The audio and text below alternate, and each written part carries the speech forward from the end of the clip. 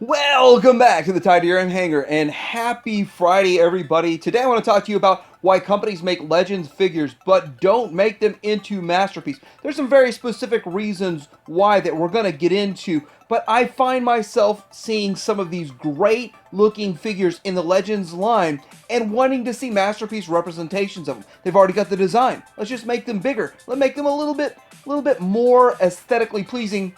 Why don't they? We'll talk about this coming up.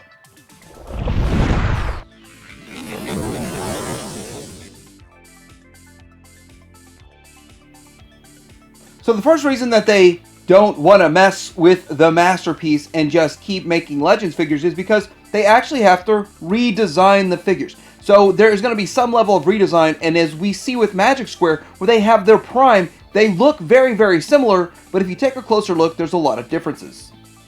One of the things they did was completely redesign the arms, and the hands are way different. So there's so many differences between these that you don't see right away, but as you transform them or mess with them, you can see the difference and the manipulation of this. It is a redesigned figure. It is not exactly the same.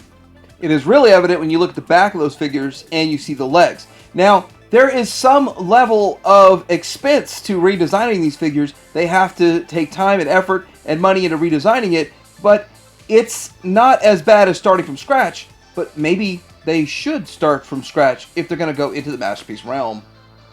Once they've redesigned this Legends figure to fit the masterpiece, so there is a redesign level. Why do they redesign it? It doesn't matter. Even if they chose not to redesign this and they went exactly the same and just scaled it up, they would have to have new tooling. New tooling is more expensive. When you have more tooling, there's a lot more expense associated with that tooling. And I'm hearing it's around 30 grand for a figure, for tooling on one figure. So that's a lot of money. That's a pretty big expense to be floating on a risk. This is a risky endeavor for them to go into the masterpiece realm when they're making these Legends figures. Now, obviously, with the high demand characters, it's not as much of a risk, but it is a risk to have to go and plop down 30 grand on some new tooling. And there's other considerations also. There's a lot of good questions like, how many times will that mold get used? How much use can we get out of this? And New Age, I think New Age does it the best. Right up front, they say we're going to make 15 of the same character, but in different colors. And yes, maybe even different characters. And that's a good thing that New Age does to milk that mold and get as much use out of the mold as they possibly can because of the high upfront costs. This is where I find myself scratching my head when it comes to Magic Square. You would think they would continually put out more figures, even if it's just EX versions or whatever they're doing, different paint jobs of older figures that are in high demand, but they don't. And sometimes they do, sometimes they don't. It's very inconsistent, and you have really no idea what's going to come next. Where is their EX version of their Shockwave, or either of these two guys? So the next thing I want to talk about is the fit and finish, and more or less a paint job that's going to be required. But the finish of a figure in Legends gets a pass. Legends gets a pass in design because it's smaller and we really don't want to mess with folding a microscopic panel 8 times. And they get a pass in the paint department also.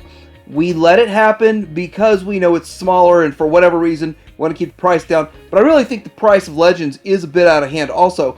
But overall, even New Age does a great job with paint, but it seems like they sometimes lack in the paint department when other figures they put out absolutely are covered in paint and look amazing.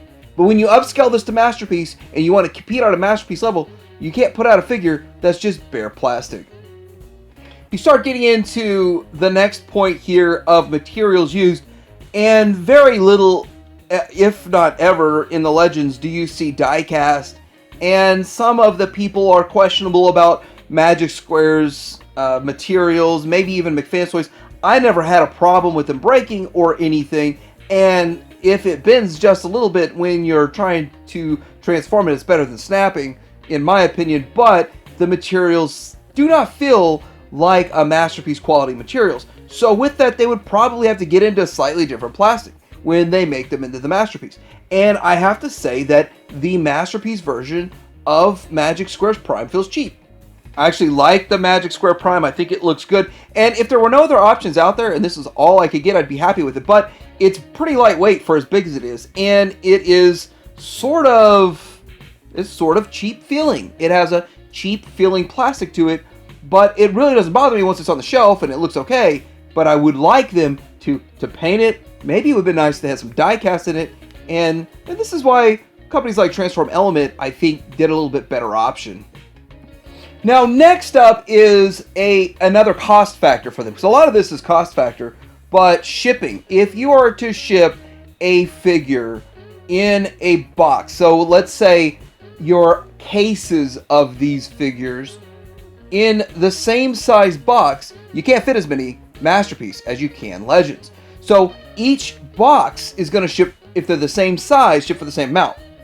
And if you can only fit 6 Masterpiece in one, but you can fit 24 Legends in the other, the cost per unit per shipping is much, much lower on the Legends, meaning that it is a lot more cost effective. Cost effective for them, cost effective for the end consumer at the end of the day. So there's a lot more to think about, a lot more factors that go into making a Masterpiece figure versus a Legends. I think a lot of these companies feel like they've got the sweet spot by staying in the Legends pocket. So next we get into the price versus value discussion, and there is a discussion to be had here. If you're making a figure, and these are going to be some rough numbers, but let's say that you make a Legends figure that sells for $60 and you end up making $20 off of that. Somewhere in there the manufacturer made $20. Another figure that sells for $100, you still only made $20. Wouldn't it be better to make $20 off of the lower cost item than make $20 off the higher cost item? That's kind of a simple example in there. The numbers are sort of just there for an example. Exact numbers would be a lot different than that, but it's kind of a simple idea. The profit margin on making Legends is drastically higher than making Masterpiece figures, and it's going to be for all of the reasons that we've discussed. But is the value play there? They've got to hit this price target of maybe $100, a price target of at most $150 when they're upscaling. Look at a Magic Square item or a New Age item that's in the Masterpiece realm. Now, a lot of these companies like Fans Toys have been around a long time and they command their massive prices because of their reputation. But would New Age be able to command $200 or $300 for a figure right out of the gate if they decided to upscale their figures? So I haven't really talked a whole lot about McFans Toys as a company, but I think that's the wild card in Legends. And if we had a McFans Toys making Masterpiece figures and dialing out some characters that we don't see, that we don't have, or maybe pulling an X Transbots there, then we might be better off as a community collecting Masterpiece Transformers. But there's one last factor, and that is pride. Pride versus the competition. Now, when you look at the designs, they look great, but do they truly beat the other figures we have on the market? And what comes to mind is McFans Toys Blur. I think it looks great, but is it better than the other options out there? Also, with Magic Square, their $250 or $270 Minosaur, does this beat the other options that are out there? Is this better than what we see in the Masterpiece realm? Some think it does. Many of the people that have this feel like it's better than their Masterpiece counterparts because of the aesthetic, the way it looks, and the way it transforms. And it's not as, from what I'm hearing, it's not as bad of a transformation as like X Transbots, but maybe not as smooth as the DX9 version. But at the end of the day, if they upscaled this and tried to command $600 or $700, would it even sell? So the main part of the discussion here is, why can't we get these figures upscaled? We need our headmasters upscaled and all of this. And well, that is fun and it's great for the collector, but when you look at the companies that are making this, they actually have a different agenda. If they're making Legends figures, there's still more characters to take on.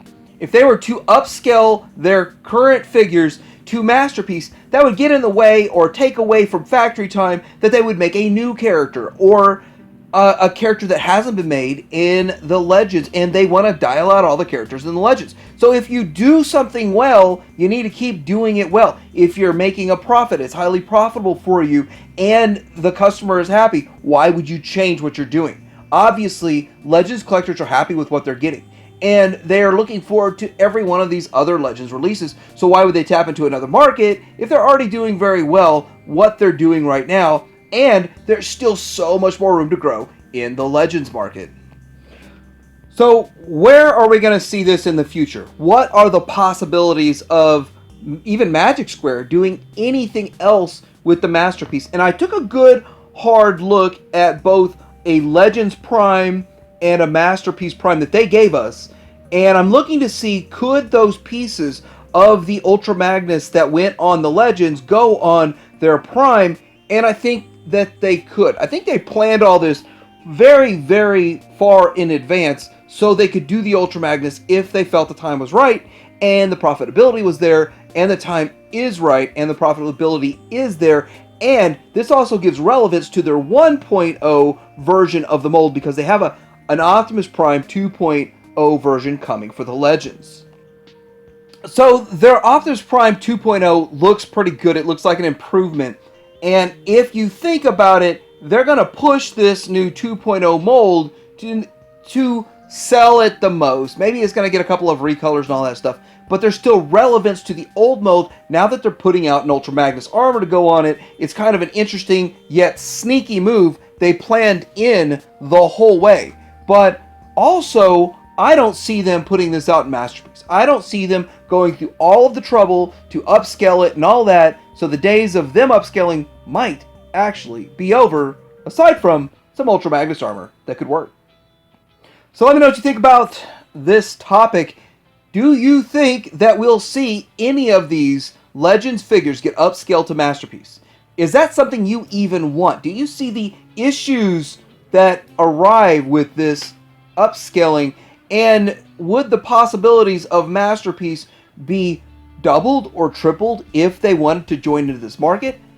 I don't think they're going to do it. I just think that Legends are too sweet of a sweet spot. But I want to know what you think. Like, subscribe, Titanium Hanger out.